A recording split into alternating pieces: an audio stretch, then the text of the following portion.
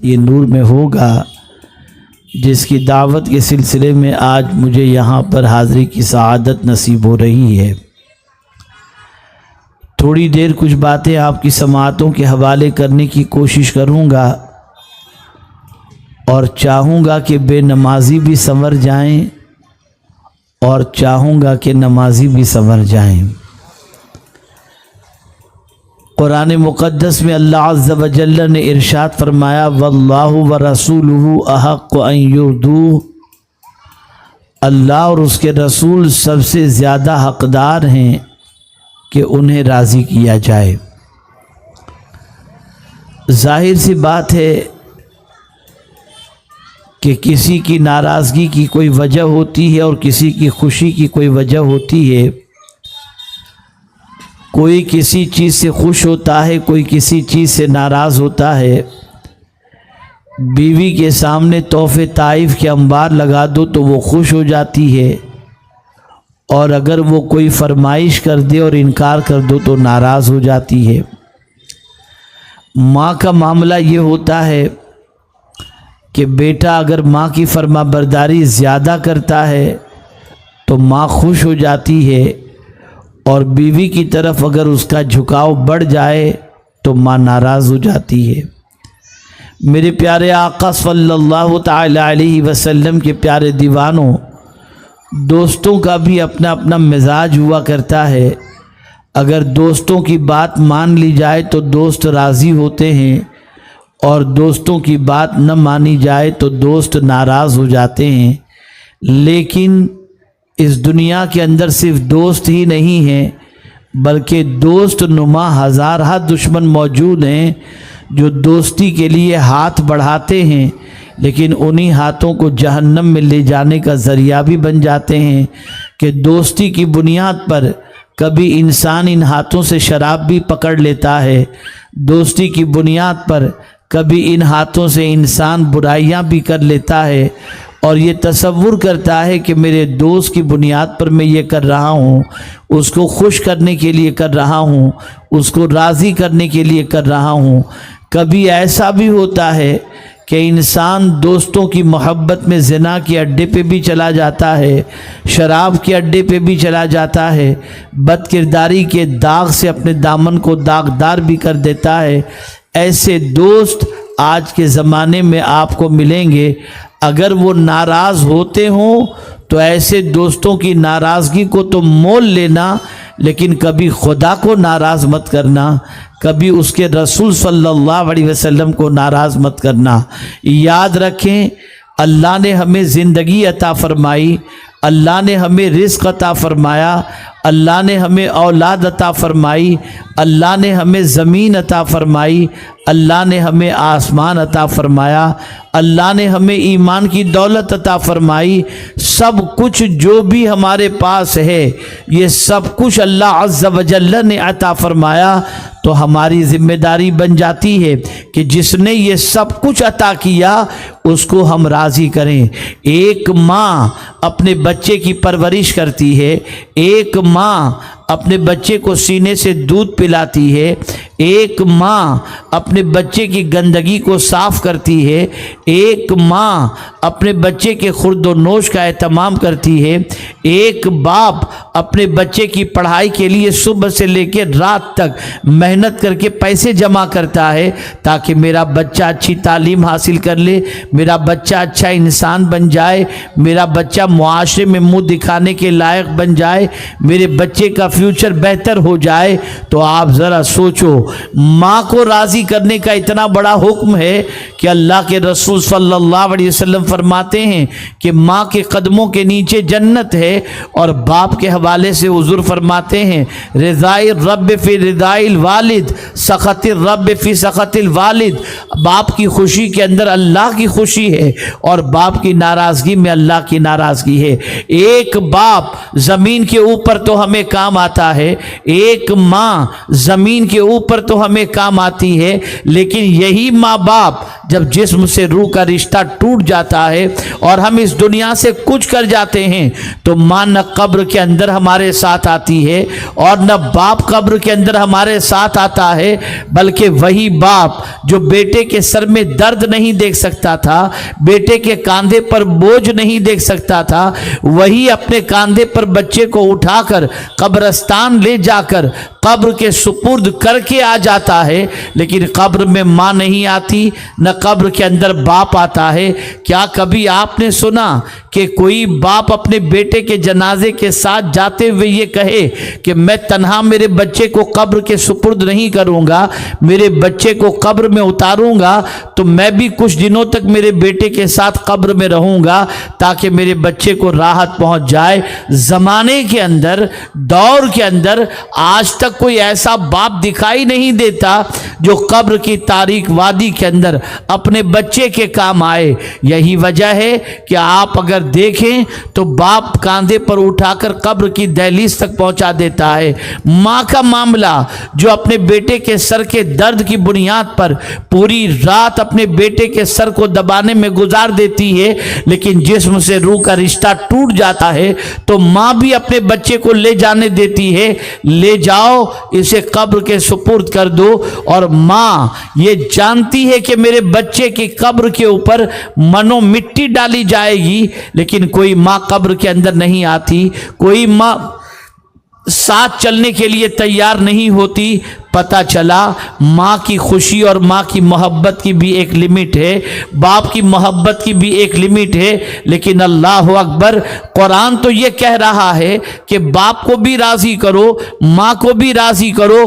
कुरान तो ये कहता है कि माँ बाप की खुशी के अंदर अल्लाह की खुशी है। रसूल आज़म सल्लल्लाहु अलैहि वसल्लम तो ये इरशाद फरमाते हैं। लेकिन अगर हम देखें कि सबसे ज़्यादा कौन हकदार है कि उनको राजी किया जाए, तो कुरान कहता है वल्लाहु व रसूलुहु अहक्कु अन युर्दू, अल्लाह और उसके रसूल सबसे ज़्यादा हकदार हैं कि उनको राज़ी किया जाए।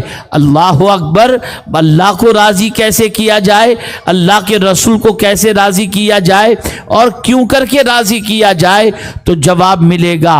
कब्र की तारीक वादी में माँ तो नहीं आती, लेकिन उस मुसीबत की घड़ी के अंदर अगर कोई तुम्हें कब्र में काम आता है तो आमिना का लाल काम आता है, रसूल रहमत काम आते हैं। इसलिए सुन लो, उनकी खुशी का ख्याल रखो।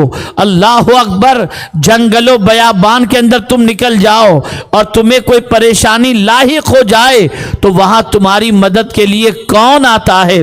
अल्लाह की रहमत आती है, अल्लाह की नुसरत आती है।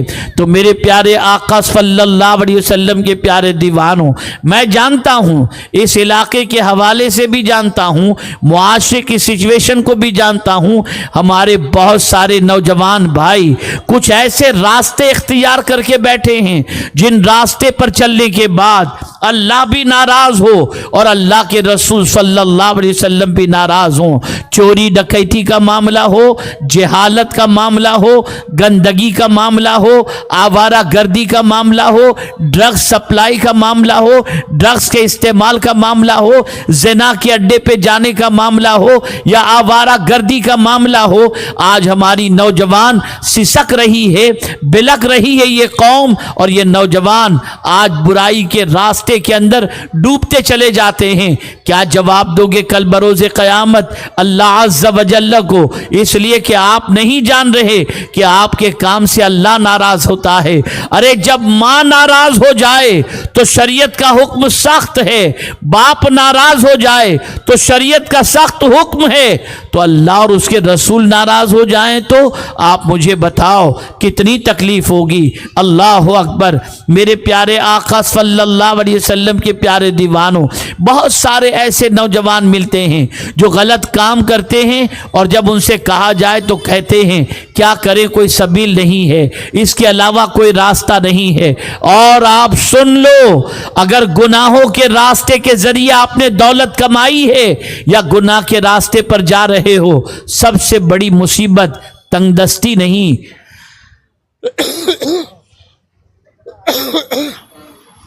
सबसे बड़ी मुसीबत गुनाह है। आइए मैं समझाऊं।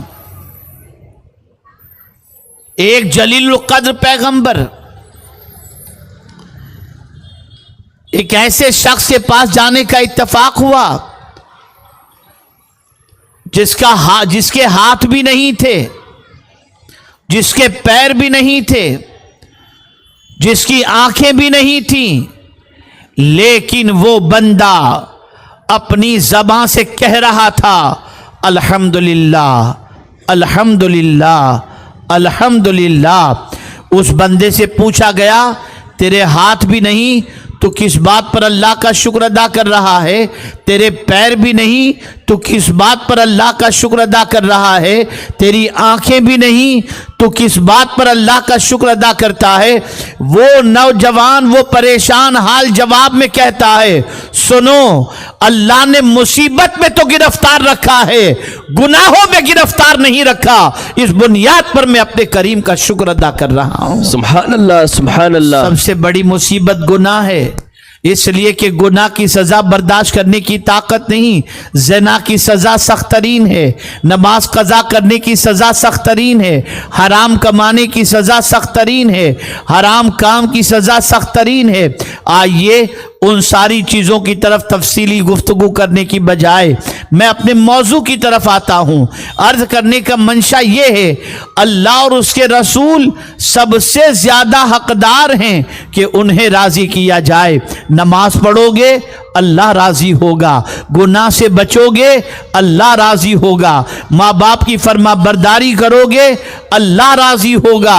लेकिन कुछ नमाजी ऐसे हैं जिनकी नमाज की हरकतों नमाज में जिनकी कुछ ऐसी हरकतें हैं जिससे अल्लाह नाराज़ होता है। आइए अब मैं उन चार बातों की तरफ आपकी तवज्जो को मबजूल कराते हुए अपनी गुफ्तगू को इख्तिताम की तरफ लेकर के चलूं। अल्लाह के रसूल सल्लल्लाहु अलैहि वसल्लम ने इरशाद फरमाया, अल्लाह को चार बातें नापसंद हैं। चार बातें अल्लाह को नापसंद हैं। पहली बात, नमाज की हालत में कोई फुजुल काम करना, लग़वियात करना, ये अल्लाह को पसंद नहीं। क्या मतलब?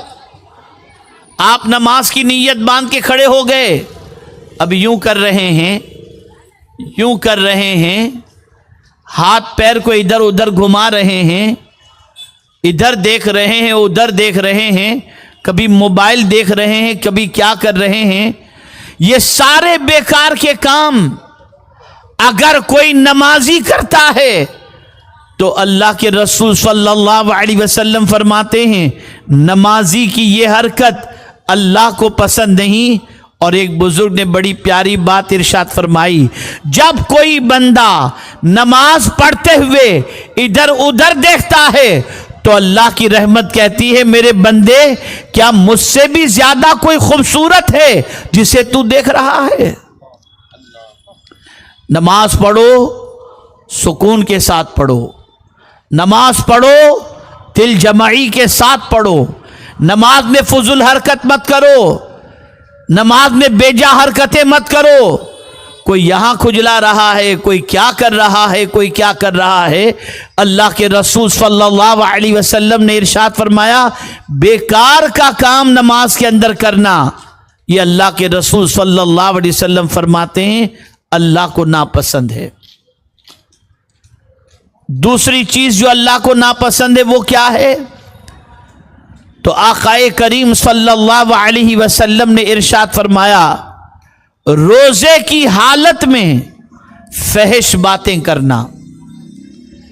अगर कोई रोजे से है और रोजे में गाली बक रहा है, रोजे की हालत में है झूठ बोल रहा है, रोजे की हालत में है गाने गुनगुना रहा है, रोजे की हालत में है गीबत कर रहा है, रोजे की हालत में है बकवास कर रहा है, अल्लाह के रसूल सल्लल्लाहु अलैहि वसल्लम फरमाते हैं ایسے روزے دار کو اللہ پسند نہیں فرماتا، اس کی ان اداؤں کو پسند نہیں فرماتا۔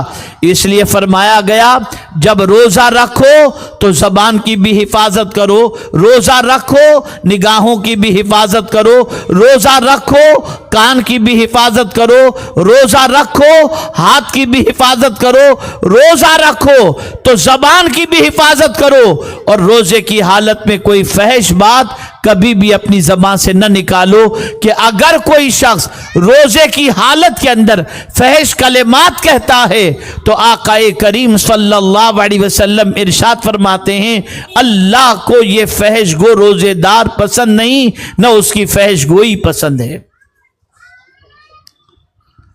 تیسری چیز، آقا کریم صلی اللہ علیہ وسلم نے ارشاد فرمایا قرآن شریف پڑھتے ہوئے بیکار کے کام کرنا۔ مثال کے طور پر ادھر قرآن شریف پڑھ رہے ہیں، ادھر موبائل بھی دیکھ رہے ہیں، ادھر قرآن شریف پڑھ رہے ہیں، فون آیا تو پھر قرآن شریف جو چھوڑ کر باتیں بھی کر رہے ہیں۔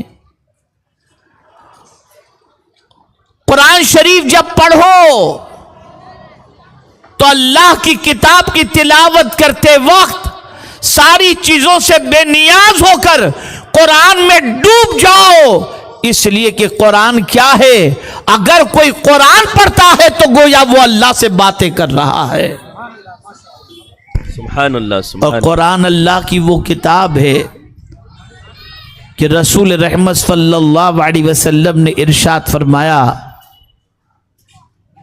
ایک سیرا اللہ کے دست قدرت میں ہے اور دوسرا سرا قرآن پڑھنے والے کے ہاتھ میں ہے، یعنی اگر کوئی قرآن پڑھتا ہے تو گویا وہ قرآن پڑھنے والا اللہ کے دست کرم کو تھام لیتا ہے۔ سبحان اللہ، یہ ہے سبحان اللہ۔ قرآن۔ لیکن آج ہمارے یہاں کیا ہے، قرآن پڑھ رہے ہیں اور قرآن پڑھتے پڑھتے اس سے بات اس سے بات، یہ کام وہ کام، ادھر آؤ ادھر آؤ، یہ ساری چیزیں ہوتی ہیں۔ تو قرآن پڑھ کر کے یہ حرکتیں کرنا بھی اللہ کے رسول صلی اللہ علیہ وسلم نے فرمایا اللہ کو ناپسند ہے۔ صحابہ قرآن پڑھتے تو قرآن میں ڈوب جایا کرتے تھے، ایسے ڈوب جاتے کہ کسی چیز کا خیال تک نہیں ہوتا تھا۔ اور آج قرآن تو بس رسمی طور پر پڑھا جاتا ہے، باقی ساری باتیں ہوتی رہتی ہیں۔ قرآن پڑھ رہے ہیں باتیں بھی چل رہی ہیں، قرآن پڑھ رہے ہیں گفتگو بھی چل رہی ہے۔